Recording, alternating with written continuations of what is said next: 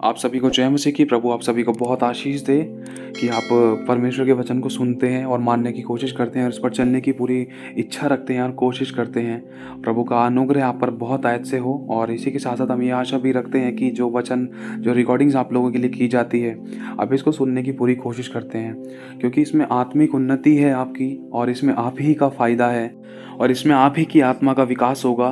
क्योंकि आपको नीति वचन के द्वारा बुद्धि, ज्ञान और समझ की बातें सीखने और सुनने के लिए मिलेंगी, और उन पर आप चल भी पाओगे। प्रभु का आत्मा आपसे बात भी करेगा, आप चुनाव भी कर पाओगे।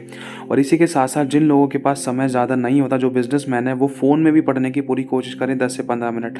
लेकिन अगर आपके पास समय है तो इसको भी सुनने की पूरी कोशिश करें, या फिर अपने घर पे पवित्र बाइबल का नीति वचन एक एक अध्याय तारीख के हिसाब से पढ़ना शुरू करें। तो आइए अब हम शुरू करते हैं नीति वचन 12वां अध्याय। जैसे कि आज 12 तारीख है, 12 तारीख के अनुसार 12वां अध्याय और उसकी पहली आयत से आज के वचन बहुत इंपॉर्टेंट हम सभी के लिए। लिखा है पहली आयत में, जो शिक्षा पाने में प्रीति रखता है वह ज्ञान से प्रीति रखता है, परंतु जो डांट से बैर रखता है वह पशु सरीखा है।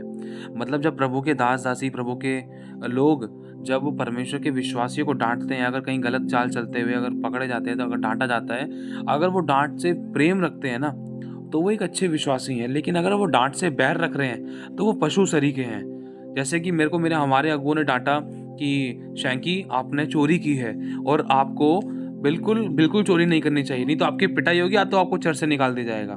अगर मैंने उस समय सॉरी बोलकर अगर मैं आगे बढ़ गया, ठीक है पास्टर जी आगे से मुझसे गलती नहीं होगी, तो समझ लेना मैं एक अच्छा क्रिश्चियन हूँ, मेरे अंदर प्रभु के गुण हैं, क्योंकि मैंने झुका है ना। हाँ, गलती की भले ही चाहे सब और सबके सामने मान भी ली, हाँ मैंने की है चोरी, सॉरी पास्टर जी आगे से नहीं होगी। तो उस समय में पशु सरीखा नहीं हूँ, उस समय में एक अच्छा विश्वास हूँ जिसके अंदर प्रभु का आत्मा है, जो झुकना जानता है।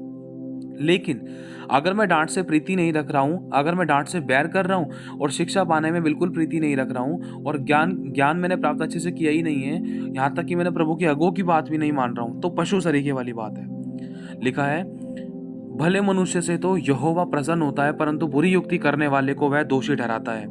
कोई मनुष्य दुष्टता के कारण स्थिर नहीं होता, परंतु धर्मियों की जड़ उखड़ने की नहीं।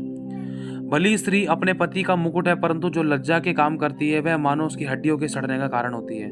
मतलब प्रभु यहाँ कहना चाहता है, भली स्त्री वो है जो कभी अपने पति की चुगली नहीं करती, दोष नहीं लगाती, बुराई नहीं करती, कमी नहीं निकालती, जो अपने पत्नी के जो पत्नी अपने पति के विरुद्ध में कभी नहीं जाती, जो पत्नी अपने पति की अधीनता में रहती है, वो है भली स्त्री।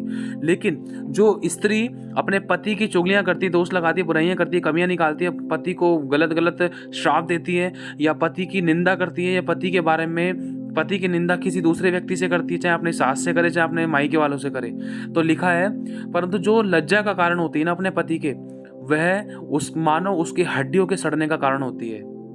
मतलब पत्नी अपने हड्डियों के सड़ने का कारण होती है, अपने पति की हड्डियों के सड़ने का कारण होती है। और लिखा है 5वीं आयत में, धर्मियों की कल्पनाएं न्याय ही की होती हैं, परंतु दुष्टों की युक्ति छल की है। दुष्टों की बातचीत हत्या करने के लिए, घात लगाने के विषय में होती है, परंतु सीधे लोग अपने मुंह की बात के द्वारा छुड़ाने वाले होते हैं। 7वीं आयत में लिखा है, जब दुष्ट लोग उल्टे जाते हैं तब वे रहते ही नहीं, परंतु धर्मियों का घर स्थिर रहता है। मनुष्य की बुद्धि के अनुसार उसकी प्रशंसा होती है, परंतु कुटिल व्यक्ति तुच्छ जाना जाता है। जो रोटी की आस लगाए रहता है और बड़ाई मारता है, उससे दास रखने वाला तुच्छ मनुष्य भी उत्तम है। धर्मी अपने पशु के भी प्राण की शुद्धि रखता है, परंतु दुष्टों की दया भी निर्दयता के समान है। जो अपनी भूमि को जोतता है और वह पेट भर खाता है, अगर कोई अपनी भूमि को समय पर जोता करता है तो वह पेट भर खाता है, क्योंकि उसको समय पर कटनी फसल मिलेगी। लेकिन जो आलस करता है, परंतु जो निकम्मों की संगति करता है, संसारिक वस्तुओं, संसारी बातों, विचारों, कामों में इतना मेल मिलाप कर लेता है कि अपनी जिम्मेदारी को भूल जाता है, तो वह निर्बुद्धि ठहरता है। 12वीं आयत में लिखा है, दुष्ट जन बुरे लोगों के जाल की अभिलाषा करते हैं, परंतु धर्मियों की जड़ हरी भरी रहती है। बुरा मनुष्य अपने दुर्वचनों के कारण फंदे में फंसता है। मतलब बुरा मनुष्य, एक पेड़ अपने फलों से पहचाना जाता है कि उसके अंदर कौन सा फल है, क्या कीड़े लगे हुए, फल आ रहे हैं, कांटे आ रहे हैं, है ना। तो लिखा है, बुरा मनुष्य अपने दुर्वचन, अपने शब्दों से पहचाना जाता है कि वो कितना बुरा है, अच्छा है या बुरा है। लिखा है, बिना सोच विचार का कहना तो तलवार का सा पहना लगता है। इसलिए अभी अगर हम कभी भी कुछ भी कह रहे हैं ना, तो हम नम्रता और दीनता से, जो बात हम ज़ोर से कह रहे थे वही बात अगर हम दीनता नम्रता से कहें ना, तो उससे भलाई ही होगा। झगड़े-रगड़े उत्पन्न नहीं होंगे, सुनने वाले क्रोध नहीं करेंगे। लिखा है, बुरा मनुष्य अपने दुर्वचनों के कारण फंदे में फँसता है, परंतु धर्मी संकट से निकास पाता है। सज्जन अपने वचनों के फल के द्वारा भलाई से तृप्त होता है, और जैसी जिसकी करनी वैसी उसकी भरनी होती है। मूढ़ को अपनी ही चाल सीधी जान पड़ती है, परंतु जो सम्मति मानता है वह बुद्धिमान है। मूढ़ की रीस उसी दिन प्रकट हो जाती है, परंतु चतुर अपमान को छिपा रखता है।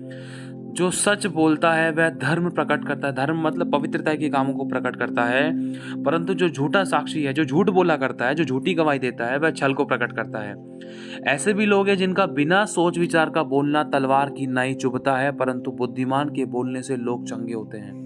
अभी हमारी जुबान से पता चलेगा कि हम बुद्धिमान हैं या हम लड़ाई झगड़ा कराने वाले व्यक्ति हैं। अगर हम बुद्धिमान है ना, तो हमारे मुंह के शब्द नपेतले होंगे और सुनने वाले पर अनुग्रह होगा। कभी कोई भड़केगा नहीं हमारे शब्दों को सुनकर, वरन उनके मन भी चंगे होंगे, उनके तन भी चंगे होंगे।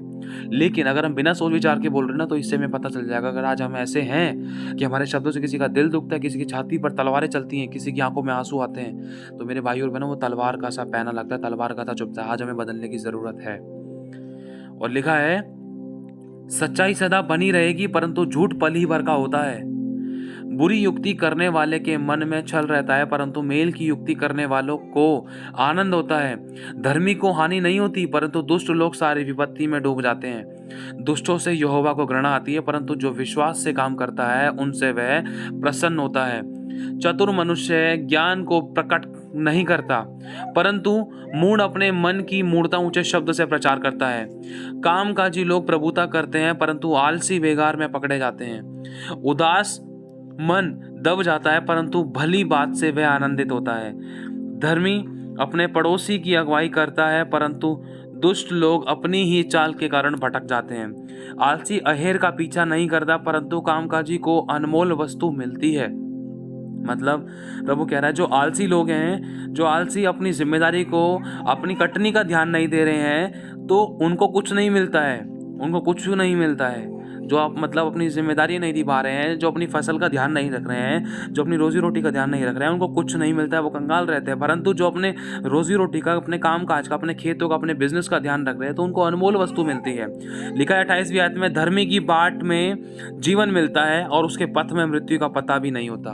तो मेरे भाई और बहनों, प्रभु आप सभी को आशीष दे, आप सभी को जय मसीह की।